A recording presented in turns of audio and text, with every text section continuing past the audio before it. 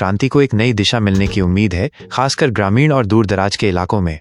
Starlink Bharat में एक game changer. Starlink satellite communications private limited, Elon Musk की company, low earth orbit LEO satellite के जरिए internet सेवाएं प्रदान करेगी। ये सैटेलाइट पृथ्वी के करीब 540-570 किलोमीटर की ऊंचाई पर चक्कर लगाते हैं, जिससे लेटेंसी इंटरनेट रिस्पॉन्स टाइम बहुत कम हो जाती है। भारत के लिए 600 गीगाबिट प्रति सेकंड की स्पीड का लक्ष्य रखा गया है, जो पारंपरिक इंटरनेट सेवाओं की तुलना में काफी ज्यादा है। स्टारलिंक कैसे काम करता है?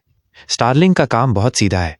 लियो सैटेलाइट, ये उपग्रह पृथ्वी के बहुत पास चक्कर लगाते हैं, जिससे डेटा ट्रांसमिशन में लगने वाला समय कम हो जाता है। ग्राउंड स्टेशन, ये स्टेशन सैटेलाइट को सिग्नल भेजते हैं। Satellite to satellite connection, satellite आपस में सिग्नल साझा करते हैं। स्टारलिंक टर्मिनल, आपके घर पर लगा टर्मिनल सीधे सैटेलाइट से सिग्नल प्राप्त करता है और इंटरनेट चालू हो जाता है। स्टारलिंक से किसे होगा फायदा? यह सेवा विशेष रूप से भारत के उन हिस्सों के लिए फायदेमंद होगी जहां पारंपरिक इंटरनेट कनेक्टिविटी मुश्किल है। ग्रामीण भारत, गांवों तक हाई स्पीड इंटरनेट पहुंचेगा। पहाड़ी क्षेत्र और जंगल, दूर दराज के इलाकों में भी कनेक्टिविटी संभव होगी। आपदाग्रस्त क्षेत्र, बाढ़ या भूकंप जैसी आपात स्थितियों में भी इंटरनेट चालू रहेगा। डिजिटल भारत का सपना। प्रधानमंत्री नरेंद्र मोदी के डिजिटल कनेक्टिविटी के दृष्टिकोण के अनुरूप स्टारलिंक का प्रवेश हर व्यक्ति तक इंटरनेट पहुंचाने के लक्ष्य को हासिल करने में मदद करेगा। इससे मोबाइल टावरों पर निर्भरता कम होगी और सीधे आसमान से इंटरनेट उपलब्ध होगा। आगे की राह।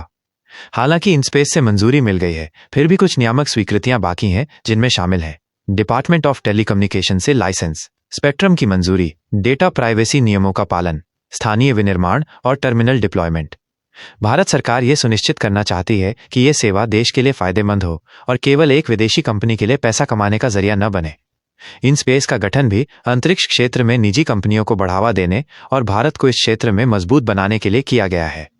स्टारलिंक की एंट्री से भारत के छोटे छोटे गांवों में बच्चे ऑनलाइन पढ़ाई कर सकेंगे, डॉक्टर दूर बैठे इलाज बता सकेंगे और किसान मौसम की सटीक जानकारी प्राप्त कर बाजार से जुड़ सकेंगे। ये सिर्फ इंटरनेट नहीं, ये डिजिटल भारत के लिए एक बड़ी छलांग है।